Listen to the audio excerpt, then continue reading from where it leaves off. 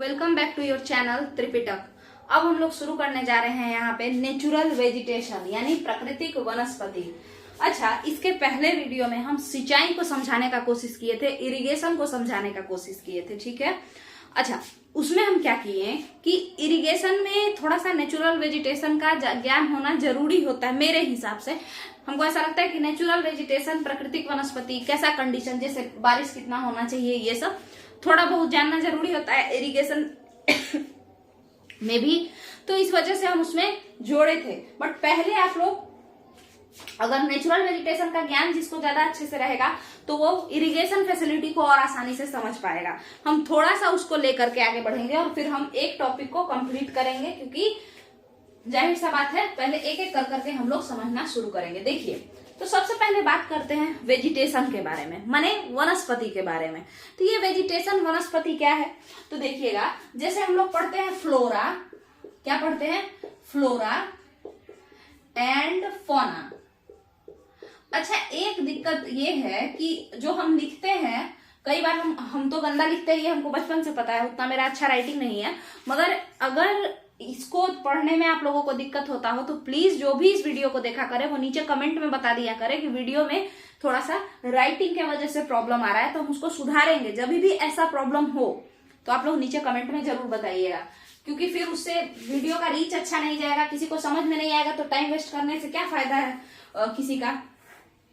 तो यहाँ पे हम लोग समझते हैं फ्लोरा एंड फौना के बारे में। तो देखिए, फ्लोरा एंड फौना में हम लोग क्या पढ़ते हैं, फ्लोरा एक तरीके से समझ लीजिए फ्लावर से रिलेटेड है, और फ्लोरा और फ्लो से फ्लावर यानी फल फूल ये सब। फौना जो है वो जीव से रिलेटेड है, ठीक है, फौना जीव से रिलेटेड है। उसी तरीके से अगर हम बात करते हैं वेजिटेशन के बारे में, तो वेजिटेशन जो है वनस्पति, इसका हिंदी क्या है, वनस्पति। देखिए, प्रॉब्लम क्या है कि हम लोग हैं कैसे, हम लोग बोलते हैं हिंदी भाषा, पढ़ते हैं इंग्लिश मीडियम, तो इस वजह से वेजिटेशन से हम लोग कनेक्ट नहीं कर पाते हैं। बट वनस्पति से आप आसानी से कनेक्ट कर सकते हैं कि ये किस क्षेत्र का बात कर रहा है। तो ये केवल पेड़ पौधों की बात कर रहा है, बेसिकली वन की बात कर रहा है, पेड़ पौधों की ये बात कर रहा है। तो वेजिटेशन, अच्छा ये क्लियर है। वेजिटेशन देखते हैं। अच्छा, वेज से भी आप याद रख सकते हैं, वेज से। वैसे तो अगर आप देखें तो दूध वगैरह जो आता है तो वो तो दूध, घी, बटर ये सब भी वेज में ही आ गया ना, तो वो तो मिल्क प्रोडक्ट है और वो माने एनिमल प्रोडक्ट हो गया, है ना। मगर आप इसका हिंदी देख लीजिए, वनस्पति, इसका मतलब हुआ भाई ट्री एंड ये सब से ही रिलेटेड है ना, पेड़ पौधा से। अब इस वेजिटेशन के आगे एक एडजेक्टिव लग जाता है, नाम है उसका नेचुरल।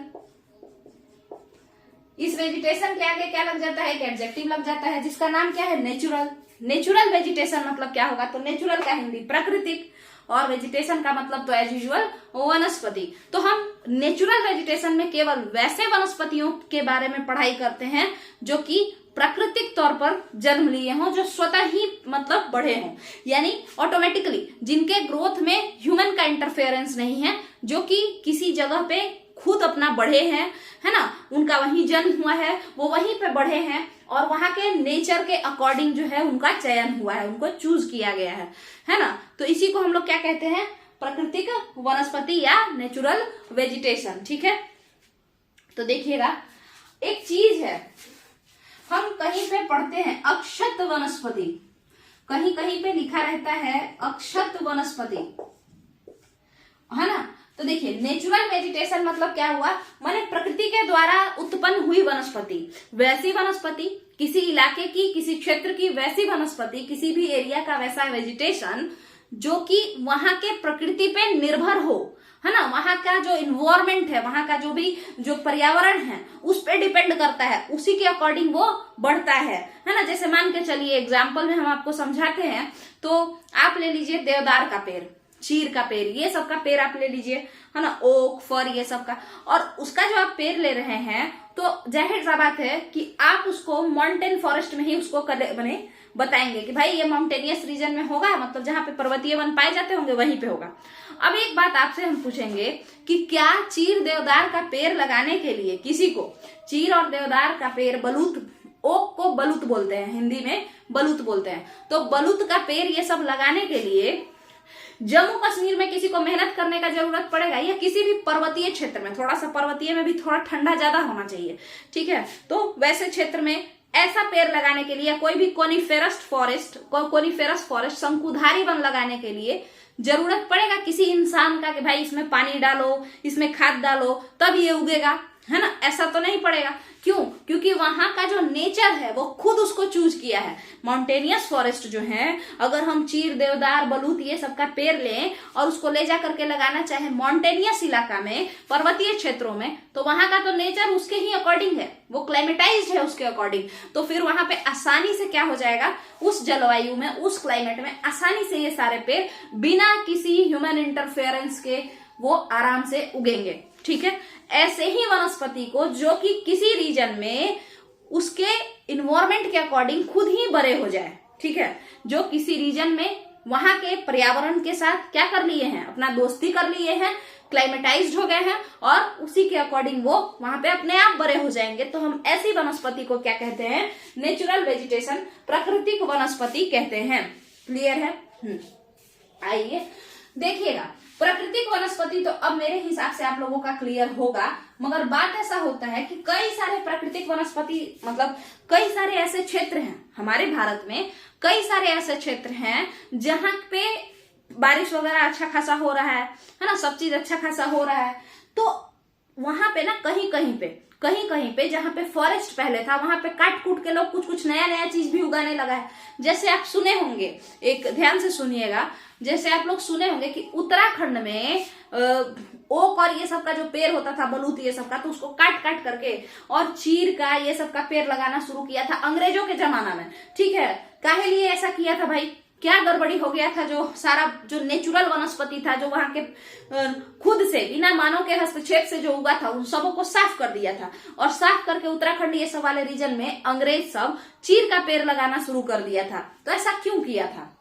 तो आपको बता दें कि इंसान अपने कमर्शियल यूज के लिए ऐसा करता है। क्या करता है? तो भाई प्राकृतिक वनस्पति में जरूरी नहीं है कि उसके लिए हर एक चीज फायदेमंद हो, है ना। हो सकता है, मान के चलिए, हो सकता है कि मेरे लिए आम का पेड़ मेरा महंगा बिके, और चलिए शीशम ले लेते हैं, शीशम का पेड़ महंगा बिके, है ना। मेरे पास एक जमीन है बड़ा सा, है ना, मेरे पास एक जमीन है बड़ा सा, एक एग्जाम्पल से समझिए, अंग्रेज लोग क्यों काट दिया था। नेचुरल वेजिटेशन तो समझ में आ गया होगा, है ना, मगर उस नेचुरल वेजिटेशन में भी क्या होता है, प्राकृतिक वनस्पति वाले क्षेत्र में कुछ ऐसे क्षेत्र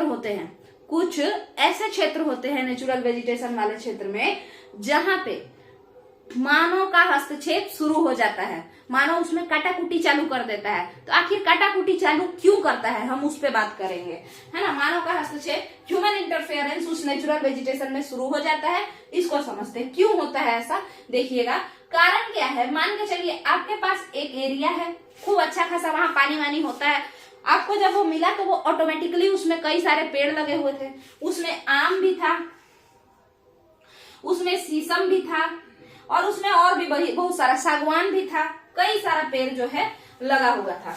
ठीक है, और आपको पता चला कि भाई सागवान का रेट जो है ज्यादा मिलेगा हमको, तो आप इस सबको काट कूट दिए और पूरे में सागवान ही उगा दिए।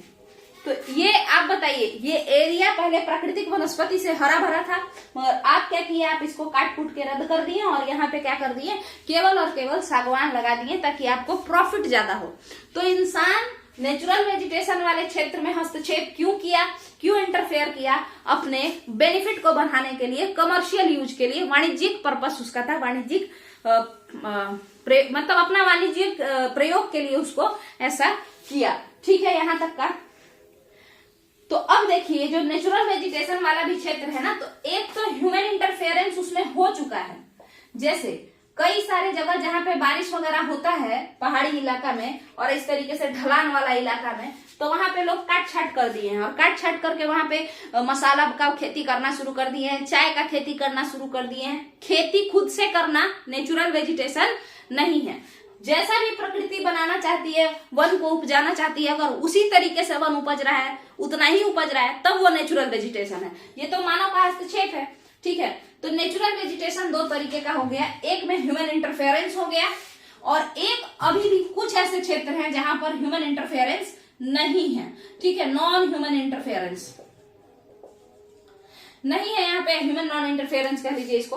तो ऐसे ही वनस्पति क्षेत्र को, ऐसे ही वनस्पति जो कि अभी तक मानव से छुए नहीं गए हैं, मानव के द्वारा अभी तक उसमें किसी तरीके का इंटरफेरेंस नहीं हुआ है, हस्तक्षेप नहीं हुआ है, हम ऐसे ही वनस्पति को क्या कहते हैं, हम ऐसे ही वनस्पति को वर्जिन वेजिटेशन कहते हैं, वर्जिन वेजिटेशन कहते हैं।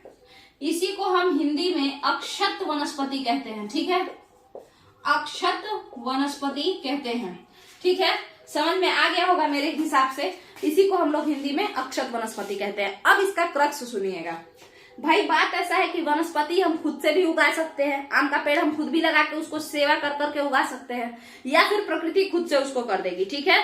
तो जो प्रकृति के द्वारा बन के आया है हम उसे नेचुरल वेजिटेशन कहते हैं। नेचुरल वेजिटेशन दो तरीके का होता है।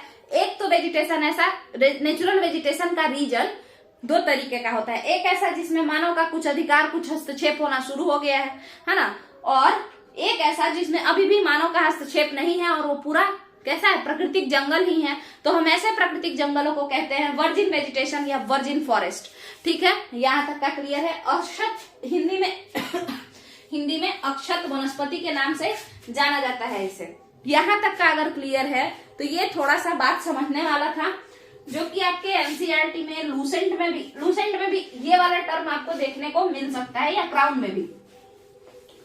तो अक्षत वनस्पति इसी को कहते हैं, या वर्जिन वेजिटेशन हम कहते हैं। समझ में आ गया होगा। अब हम लोग टाइप्स ऑफ नेचुरल वेजिटेशन पे जा रहे हैं।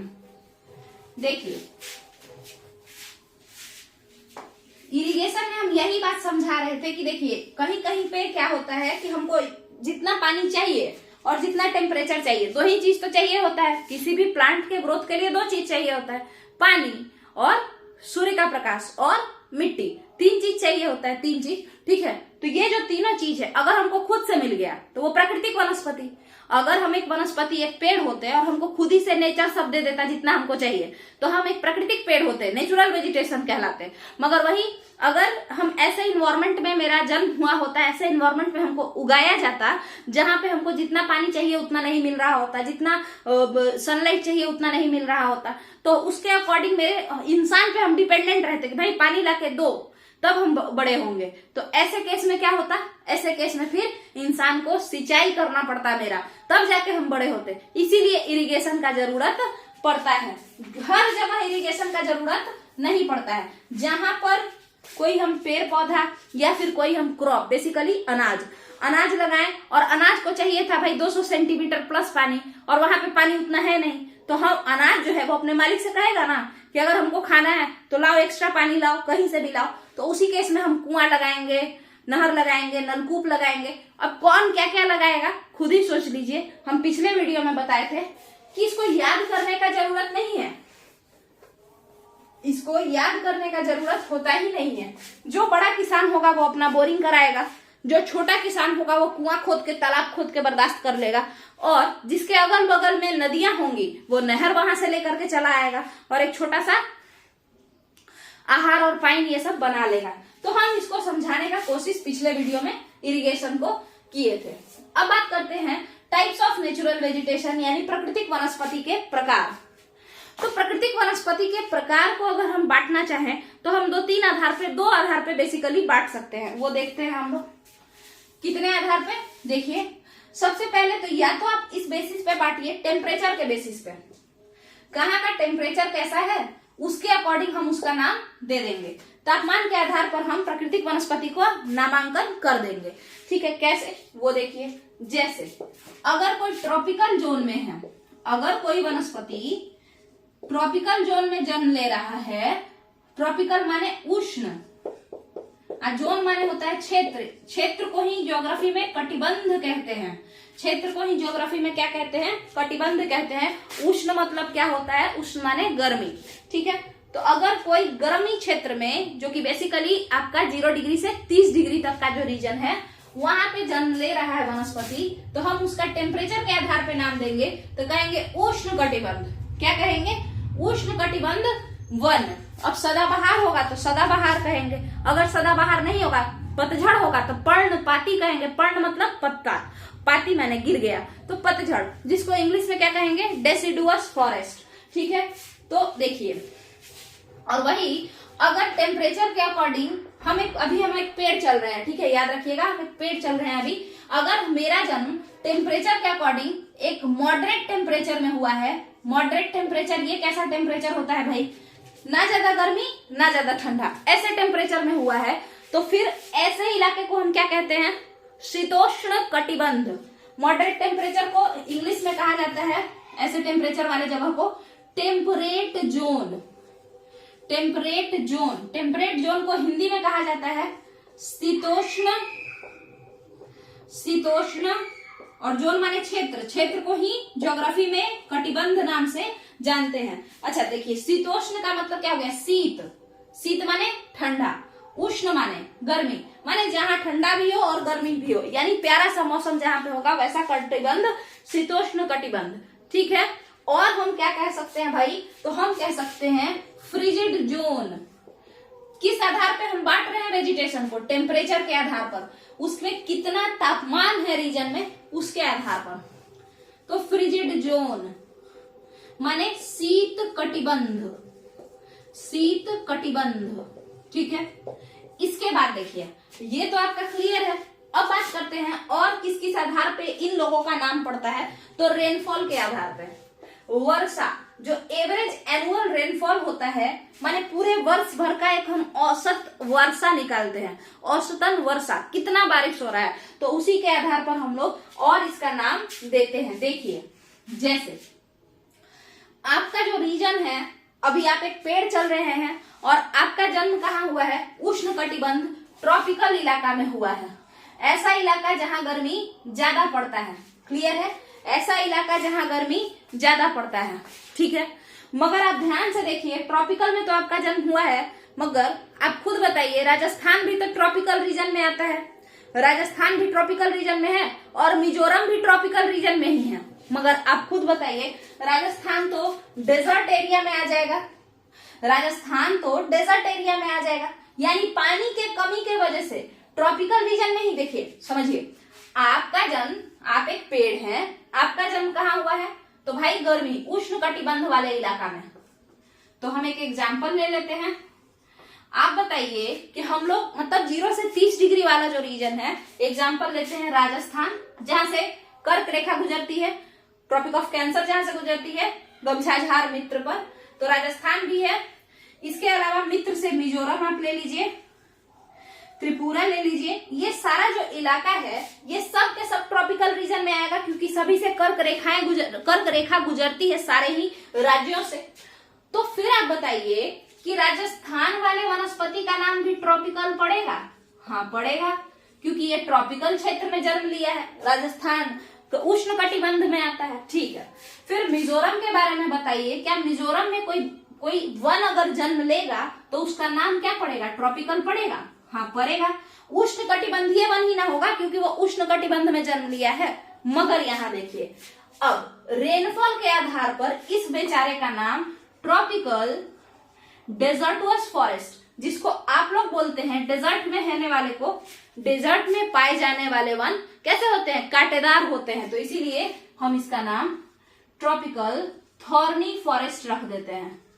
देखिए ट्रॉपिकल तो ये भी है, बट ये कैसा है, कांटेदार है, तो इसका नाम पड़ गया थॉर्नी फॉरेस्ट। उसी तरीके से मिजोरम एक ऐसा जगह है जहां पे खूब सारा बारिश हो रहा है अच्छा खासा, तो इसका नाम क्या पड़ेगा, ट्रॉपिकल रेनफॉल नहीं करके रेन फॉरेस्ट।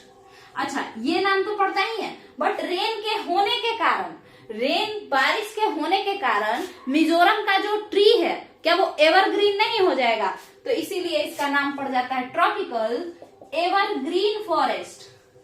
एवरग्रीन माने सदाबहार वन, ठीक है। देखिएगा हमने कहा टेम्परेचर के बेसिस पे आप बांट दीजिएगा जोन में, किसको, वनस्पतियों को।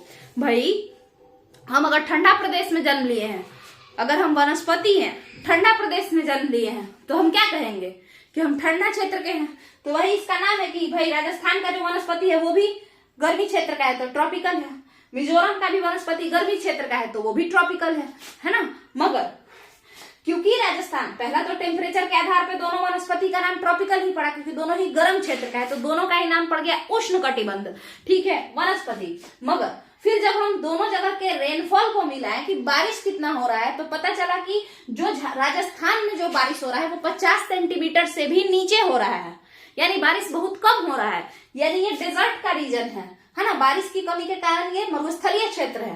तो यहाँ पे पाई जाने वाली वनस्पति कैसी होगी?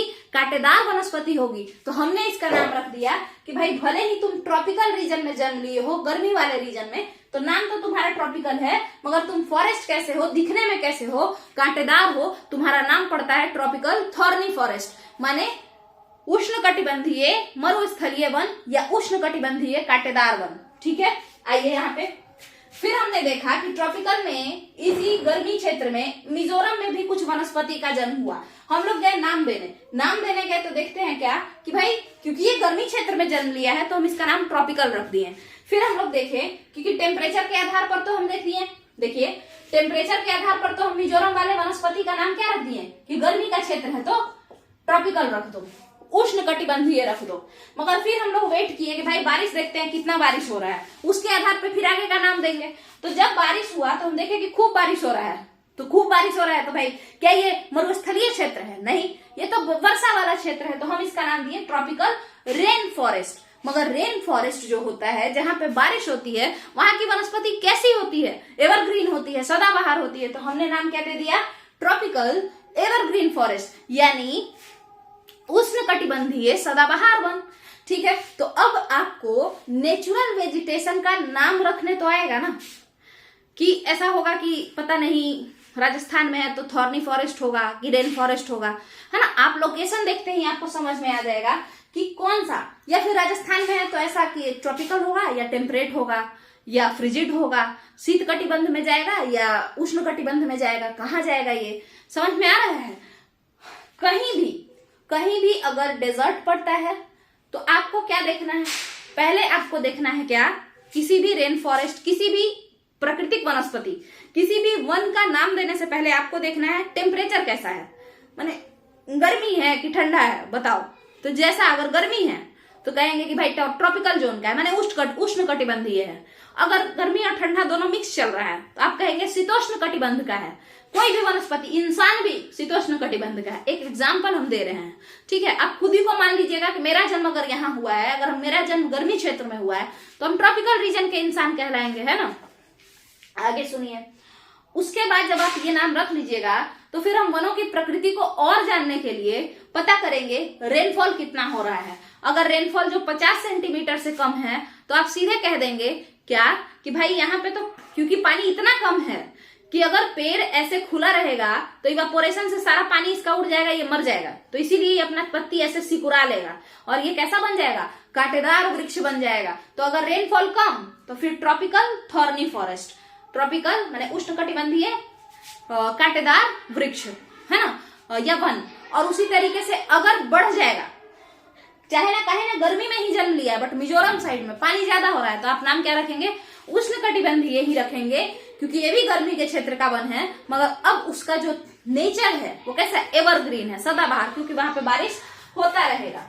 मेरे हिसाब से आप लोगों को अब नेचुरल वेजिटेशन का नाम कैसे रखा जाता है, किस नाम पे, अब आपको आसानी से पता चल जाएगा कि अगर किसी का नाम टेम्परेट एवरग्रीन फॉरेस्ट है तो उसका मतलब क्या है, वो कौन से टेम्परेचर वाले रीजन में होगा और वो क्या उसमें सदाबहार है तो क्यों है, पानी के ज्यादा होने की वजह से या कम होने की वजह से है।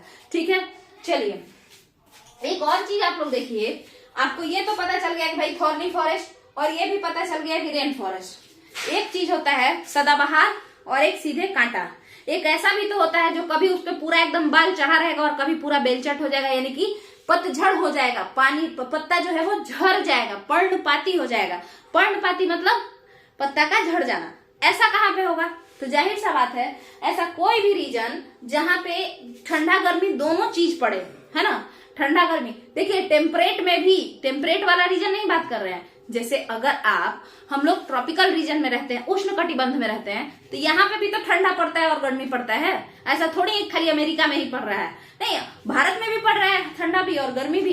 तो ऐसा क्षेत्र जहां पे ठंडा गर्मी दोनों पारंपरिक आता हो, जहां पे पतझड़ का मौसम आता हो, वहीं पर ना पर्णपाती होगा, पर्णपाती वन बनेगा। ठीक है, समझ में आ गया होगा। तो आप चाहे पर्णपाती वन गर्मी वाला रीजन में रहेगा तो आप कहेंगे कि भाई उष्ण कटिबंधीय पर्णपाती वन है, यानी कि ट्रॉपिकल रीजन में पतझड़ हो रहा है। अगर कोई ठंडा वाले रीजन में रहेगा तो आप कहिएगा शीत कटिबंधीय पर्णपाती वन है। ऐसा ठंडा में होता नहीं है, ठंडे क्षेत्रों में ऐसा नहीं होता है। मॉडरेट जो टेम्परेचर होते हैं शीतोष्ण कटिबंध में पर्णपाती वन पाए जाते हैं। टेम्परेट रीजन में भी डेसिडुअस फॉरेस्ट पाए जाते हैं। तो ये सब चीज जो है हम यहाँ पे मेरे हिसाब से हम समझाने का क्या कोशिश किए हैं, आप लोगों का एक बार बेसिक कॉन्सेप्ट क्लियर करने का कोशिश किए हैं कि आखिर वेजिटेशन क्या होता है, उसका नाम कैसे पड़ता है, क्या क्या देख के पड़ता है। पहले आप देखेंगे तापमान कितना है, फिर आप पटाख से चले जाएंगे देखेंगे कितना बारिश हो रहा है, उसके बेसिस पे आप बांट देंगे। क्लियर है? चलिए अब हम लोग बात करेंगे उष्णकटिबंधीय सदाबहार वन के बारे में। अच्छा, एक बार हम टाइम जरा देखेंगे, इस वजह से आप लोग रुक जाइए क्योंकि फिर वीडियो अपलोड नहीं हो पाता है। यहाँ पे बहुत नेट स्लो चलता है, इधर तो देख ही रहे हैं वीडियो एकदम नहीं डला रहा है। तो इस वाले वीडियो को हम लोग क्या करते हैं, यहीं पे खत्म करते हैं, ठीक है। तो आप लोग इसको एक बार जरूर देखिएगा ताकि आपका जो ये बेसिक कॉन्सेप्ट है वो क्लियर हो जाए, है ना। जैसे एग्जाम्पल से सुनिए, अगर हम कहेंगे कि ट्रॉपिकल रीजन का ये फॉरेस्ट है शिलोंग प्लेट्यू में, तो आप बिना जाने ये जान जाएंगे कि अच्छा यानी शिलोंग प्लेट्यू में गर्मी पड़ता होगा, क्योंकि बात कह रहा है कि उष्ण कटिबंध का है, उष्ण माने गर्मी, है ना। और दूसरा हम कह रहे हैं कि सदाबहार है माने बारिश भी खूब होता होगा। समझ में आया? तो दोनों ही चीज को कनेक्ट करके पढ़िए। जहां कहीं आप टेम्परेचर और रेनफॉल को देखिए वहां पकड़ लीजिए वन ये है, जहां कहीं सदाबहार वन दिख जाए वहां पे आप तुरंत अंदाजा लगाइए कि यहाँ का टेम्परेचर कैसा होगा और रेनफॉल कैसा होगा, ठीक है। तो इसको आप साथ साथ में अगर ध्यान से, ऐसे तो याद करने का ये चीज है, बट ये जो चीजें हैं ये समझने का चीज है, किसी का नाम कैसे पड़ता है, क्या सोच करके भूगोल वेत्ता लोग नाम देते हैं, जियोग्राफर जो जियोग्राफर होते हैं वो लोग क्या सोच के नाम देते हैं, ठीक है। इस वीडियो को यहीं पे खत्म करते हैं। आप लोग इस वीडियो को देखिए, इसको फैलाइए, है ना, ताकि लोगों को समझ में आए अगर वीडियो पसंद आ रहा है तो। और अगर वीडियो में कोई भी कमी आ रहा है, कोई भी चीज जो है ऐसा कि कंफ्यूजन जैसा है, तो आप लोग जो है उसको नीचे कमेंट कीजिए, उस पर हम अलग से बताएंगे, समझाने का कोशिश करेंगे अपने तरफ से। और बाकी अपना जो भी पॉजिटिव कमेंट है और जो भी क्रिटिसिज्म है आप लोग नीचे कमेंट में कर सकते हैं। तो यहीं पे इस वीडियो को खत्म करते हैं। अगले वीडियो में हम लोग क्या पढ़ना शुरू करेंगे, types of natural vegetation specifically in India, India के कंटेक्स्ट में पढ़ेंगे। और पहला जो हम लोग पढ़ेंगे तो वो ट्रॉपिकल एवरग्रीन फॉरेस्ट के बारे में ही पढ़ेंगे। तो यहीं पर इस वीडियो को खत्म करते हैं। चलिए, थैंक यू।